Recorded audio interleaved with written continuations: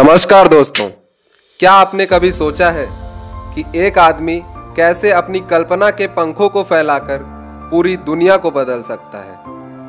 क्या आप जानते हैं कि एक इंसान जिसने बचपन में किताबों के बीच अपना समय बिताया, आज मंगल ग्रह पर बस्ती बसाने का सपना देखता है? जी हाँ, हम बात कर रहे हैं इलॉन मस्क की, जो आज स्पेसएक्स, न्यूरालिंक, टेस्ला, एक्स जो पहले ट्विटर था, उसकी कंपनी के सीईओ हैं। इलॉन मस्क का नेटवर्थ 205 से लेकर 210 बिलियन डॉलर तक है, जो उन्हें दुनिया का सबसे अमीर आदमी बनाता है। आपको याद है जब इलॉन मस्क ने कहा था कि वे स्पेस में जाने की योजना बना रहे हैं? क्या आपको लगा कि ये सच हो सकता है?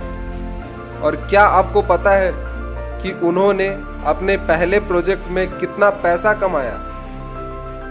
आज हम इलॉन मस्क की पूरी कहानी जानेंगे, उनके बचपन से लेकर उनके लेटेस्ट वेंचर्स तक। यह कहानी आपको ये समझाने में मदद करेगी कि असफलताओं के बावजूद कैसे सपनों को हकीकत में बदला जा सकता है। तो चलिए शुरू करते हैं। इलॉन मस्क का जन्म 28 जून 1971 को प्रिटोरिया, दक्षिण अफ्रीका में हुआ। उनके पिता एक इंजीनियर और मां एक मॉडल थी। बचपन से ही इलॉन का झुकाव विज्ञान और टेक्नोलॉजी की ओर था। उनका कहना था, अगर मैं एक दिन बड़ा आदमी बन गया तो मैं स्पेस में जाऊंगा। और ये सोचकर वे हमेशा किताबों में डूबे रहते थे। बचपन में इलॉन को कई मुश्किलों का सामना करना पड़ा था। वो स्कूल में थोड़े शर्मीले थे और कुछ बच्चों द्वारा परेशान भी किए गए, लेकिन इसी शर्मीलेपन ने उन्हें किताबों और विज्ञान की ओर खींचा। आपको जानकर हंसी आएगी कि जब वो केवल 12 साल के थे, तब उन्होंने अपना पहला कंप्यूटर गेम बना दिया, जिसका नाम ब्लास्टर था, और उसे $500 में बेचा था।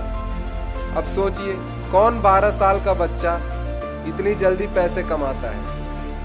शायद अगर मैं होता तो अपनी टिफिन बेच देता। जब इलॉन 17 साल के हुए तो उन्होंने अपने माता पिता को छोड़कर अमेरिका आने का फैसला किया।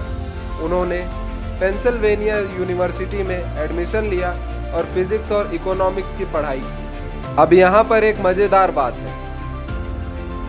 इलॉन ने अपने कॉलेज के दिनों में अपना खुद का कमरा किराए पर दे दिया था, ताकि वो अपने खर्चे उठा सके।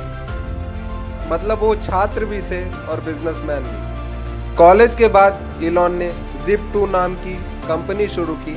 यह एक सॉफ्टवेयर था जो लोकल बिजनेस को ऑनलाइन लाने में मदद करता था। Zip2 ने अच्छी सफलता पाई और 1999 में इलॉन ने इसे $307 मिलियन में बेच दिया।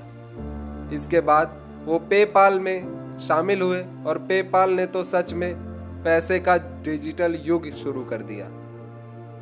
लेकिन क्या आप जानते हैं, पेपाल को कई बार X.com नाम दिया गया था। इलॉन ने इसका नाम इसलिए रखा था क्योंकि वो हमेशा कुछ नया और अलग करना चाहते थे। 2002 में eBay ने पेपाल को $1.5 बिलियन में खरीद लिया और इलॉन की किस्मत चमक गई। लेकिन यहां पर कुछ लोग सोचते हैं कि इलॉन की सफलता केवल लक का रिजल्ट है, लेकिन असलियत ये है कि उनके संघर्ष, मेहनत और विजन ने उन्हें यहां तक पहुंचाया। असफलताओं से सीखना ही असली सफलता है। अब बात करते हैं इलॉन के सबसे बड़े सपने की, स्पेस यात्रा। 2002 में इलॉन ने स्पेसएक्स की स्थापना की। उनका लक्ष्य था कि वो मंगल ग्रह पर मानव बस्तियां बसाने के लिए रॉकेट बनाए। आपको ये जानकर मजा आएगा कि स्पेसएक्स की शुरुआत में कई असफलताएं आई। पहले 3 रॉकेट लॉन्च असफल रहे, लेकिन इलॉन ने हार नहीं मानी। उनका कहना है, अगर आप असफल नहीं होते तो आप कुछ नया नहीं कर रहे। अब बात करते हैं टेस्ला की। इलॉन ने 2004 में टेस्ला मोटर्स में इन्वेस्टमेंट किया और बाद में उस कंपनी के CEO बने। उन्होंने इलेक्ट्रिक गाड़ियों को इतना लोकप्रिय बना दिया कि अब हर कोई टेस्ला के बारे में बात करता है।